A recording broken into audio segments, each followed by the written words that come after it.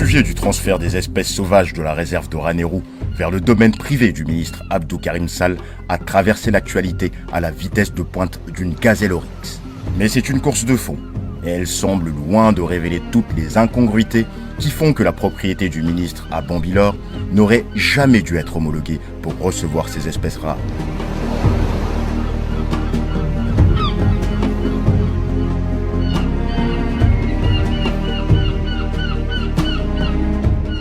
Les spécialistes de la faune préfèrent parler d'Oryx algazelle, cette espèce déclarée éteinte au niveau mondial à la fin des années 80.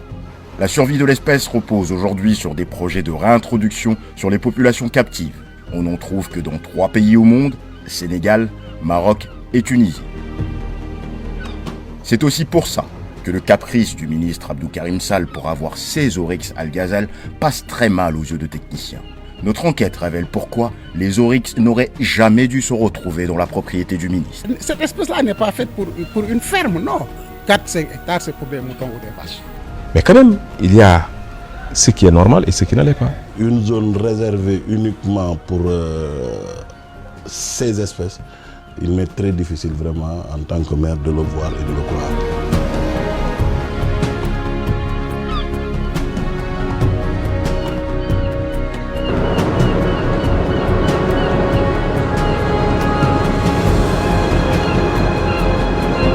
Notre enquête commence par les renseignements d'usage pour identifier la fameuse propriété qui aurait accueilli des oryx. Nous sommes allés directement demander à celui qui détient les clés de la ville s'il connaissait l'endroit ayant accueilli ces espèces rares. Une réserve forestière privée, un ranch, un vaste domaine. Le maire n'en revient toujours pas d'apprendre que sa commune avait de pareils hôtes. Je l'ai appris par la presse. Mais je n'avais pas vu vraiment au niveau de la commune de Bambilor une ferme qui peut abriter des espèces. La commune de Bambilor, sa réserve foncière, 99% de sa réserve foncière est urbanisée, est destinée à l'habitation. Le reste de sa réserve foncière, c'est dans le cadre de l'horticole ou bien de la culture hivernale. Nos recherches ne font que commencer. Et même si le maire ne nous a pas beaucoup aidés, nous nous lançons à la poursuite des oryx algazelle. Ici, le ministre Abdou Karim Sall, nouveau propriétaire d'une ferme depuis 2014, doit être un voisin bien discret et pas connu des habitants. Mais il suffit d'évoquer le nom de l'ancien propriétaire Baye Khalid Diouf pour qu'on vous mette sur le chemin. Nous voilà fixés entre route latérique, chemin de sable et devoir se frayer un chemin entre les petites herbes. Dans ce décor de champs en friche, un périmètre détonne par la hauteur de son mur de clôture et un imposant portail rouge. Voici, dressée devant nous, la fameuse propriété du ministre Abdou Karim Sall. Évidemment, personne ne nous ouvre la porte et nous ne sommes pas les bienvenus par l'ouvrier qui entrouvre le portail pour nous questionner sur l'objet de notre présence dans les alentours. Nous décidons d'explorer autour du périmètre. On entend des voix, preuve de la présence humaine. Des ouvriers en bâtiment travaillent sur une bâtisse. Nous les abordons. Mais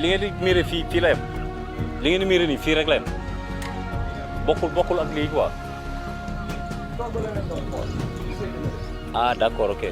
Mes premières surprises, ces ouvriers travaillent sur un terrain mitoyen. C'est la preuve que la propriété du ministre n'est pas si étendue que pouvait le laisser penser l'accueil d'espèces animales qui aiment dévaler les espaces, être au grand air. Nous avons joué les téméraires jusqu'au bout.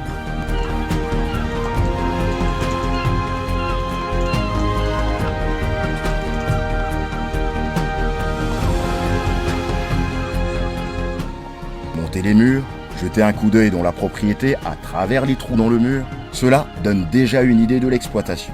Principalement en élevage de bovins, une trentaine de têtes approximativement. 2 à 3 enclos ayant servi de poulailler à l'ancien propriétaire.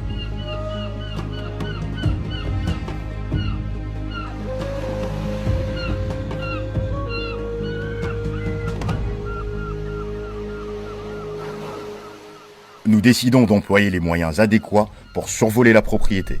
Nous avons requis les services d'un professionnel des drones avec une caméra embarquée. Nous sommes planqués à bonne distance et lançons l'engin d'exploration. À l'abordage, nous avons idée de la superficie du terrain de monsieur le ministre. 3 ou 4 hectares, tout au plus 5. mais guère plus. Du bâti, des enclos, à droite sous cet abri en tôle, c'est l'enclos des vaches que l'on a pu apercevoir par les trous du mur. Et hélas, point d'oryx à l'horizon. La propriété devait en recevoir 6. Les autorités ont officiellement reconnu la mort de 2 d'entre elles dans cette opération de transfert. Il n'est même pas sûr que les autres aient survécu à leur réimplantation. Nous décidons d'aller voir des hommes du métier avec les résultats de nos découvertes. La profession des conservateurs des parcs reconnaît 2 hommes. À eux deux, ils totalisent près de 100 ans de parc et d'administration de parc. Nous faisons cap sur Mbour, à 80 km de Dakar.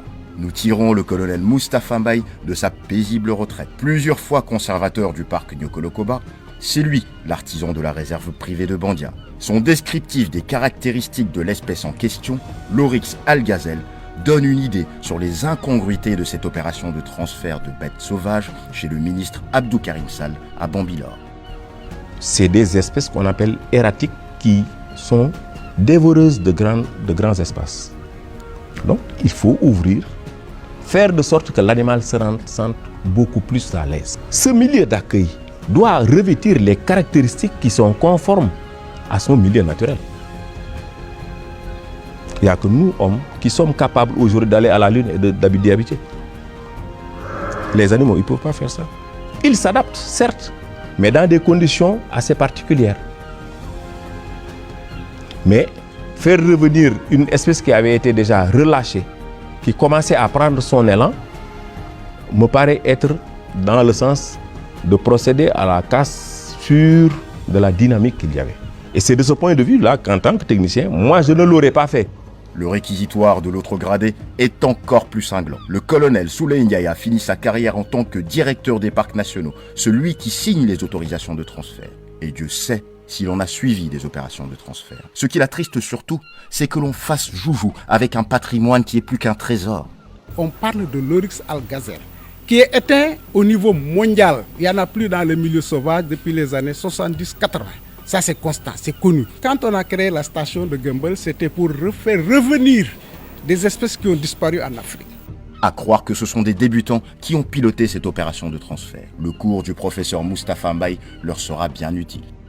Pour une espèce sahélo-saharienne, quand vous l'introduisez dans la zone du Ferlo, c'est des espèces qui vivent dans la zone écogéographique du Sahel où il ne pleut pas beaucoup. Cette espèce-là a pour milieu naturel un endroit sec de ce genre.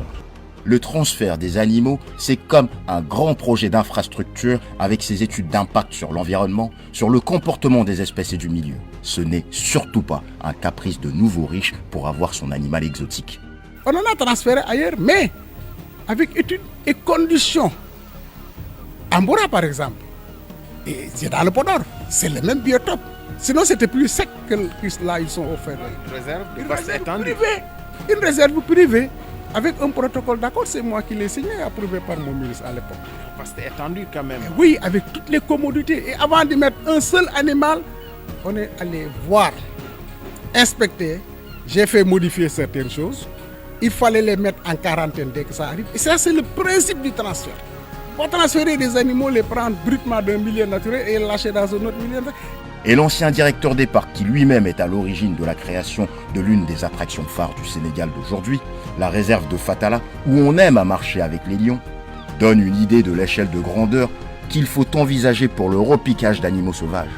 J'ai créé des réserves, j'ai fait des transferts, mais en respectant le minimum et en respectant le milieu naturel dans le plus propice pour l'animal. Et quand vient le moment de soumettre à nos experts notre découverte sur l'assiette foncière réservée à nos oryx, on ne sait pas si leur dépit est plus pour l'aspect dérisoire du terrain ou bien pour les techniciens qui ont validé un tel projet. Je vois des bâtiments là-dedans, donc je ne sais pas à quoi ça rime. Il faut qu'il y ait une adéquation entre ce qui se fait déjà dans les bâtiments et la présence des espèces. Moi, à mon avis, s'il n'y avait pas de bâtiment et que le climat répondait aux exigences de l'espèce dans ce domaine, j'aurais mieux compris. Apparemment, pour 6 individus, ça me paraît être un espace assez restreint. Ça en arrache presque une larme au colonel Souley. Pour se passionner, un des rares spécialistes sénégalais de la faune, c'est presque de la maltraitance contre les animaux que d'avoir imaginé introduire des gazelles oryx ici. Cette espèce-là n'est pas faite pour une ferme, non. Une ferme de 4-5 quarts. Je ne sais pas comment les gens ont imaginé maintenir ces animaux dans cet espace pour un animal qui peut faire 40, 30, 20 km par jour à la recherche de pâturage ou d'eau ou machin. Mais ils ont besoin d'espace. Alors, 4-5 hectares, c'est pour des moutons ou des vaches. Si c'est un caprice que d'avoir son animal sauvage dans sa propriété, dans sa maison, ces gradés qui ont passé toute leur vie dans les parcs et fermes et qui connaissent mieux que quiconque les animaux seraient en droit de réclamer leurs spécimens. Et pour sûr, ça ne serait pas qu'un caprice. Les animaux y seraient bien traités. Mais si c'était aussi simple que ça, mais j'allais en avoir. Oh, personne n'est aussi légitime que moi pour disposer de ça. Personne n'est aussi légitime que moi. J'ai fait 40 ans. Avant de boucler notre enquête, nous avons également découvert que d'autres personnalités ont demandé et obtenu leurs spécimens. Et depuis quelque temps, c'est la course à l'échalote. Plus c'est exotique, mieux c'est. Un des ministres a demandé des guibarnachés, autre espèce rare, pour sa ferme du Ferlo. Inutile de dire que l'envergure politique s'impose aux techniciens qui assistent presque impuissants au saccage de la faune. Ceux qui sont en poste actuellement à des directions de parc ne méritent pas cela. Leurs aînés ont sué à grosses gouttes afin de mettre en place la réserve de Gumble qui constitue la souche qui repeuple nos parcs. Nous avions entendu la défense du ministre Abdou Karim Sall qui semblait se réfugier derrière l'avis des techniciens qui ont validé ce transfert afin de pouvoir se regarder dans la glace. Nous avons désespérément tenté de le joindre pour le confronter à l'exigence de bien-être de ces espèces qui ne vivent qu'au grand air. Il savait au moins qu'il n'avait qu'une fermette. Tant qu'il peuplait sa ferme de vaches et de chèvres, personne n'aurait pipé mot. On n'aurait rien eu à redire. Et demain, peut-être que les caprices de ces ministres et nouveaux riches vont les pousser à chacun vouloir avoir son tigre, son lion blanc. Si seulement le risque n'était que pour eux, on comprendrait. Mais la cohabitation inappropriée avec les espèces sauvages a causé à l'humanité la pandémie du Covid-19 que l'on peine à maîtriser. Et demain, peut-être le nouveau coronavirus du Sénégal. Origine oryx, algazelle. Monsieur le ministre, nous tentons... Monsieur le ministre, bonjour, Ablaï Cissé pour TFM. Monsieur le ministre, nous tentons désespérément de vous joindre pour évoquer avec vous la préservation de la faune en rapport avec cette affaire de transfert de gazelles dans votre propriété de Bambilor. Ce serait super cool si vous pouviez nous rendre l'appel. Merci, merci beaucoup.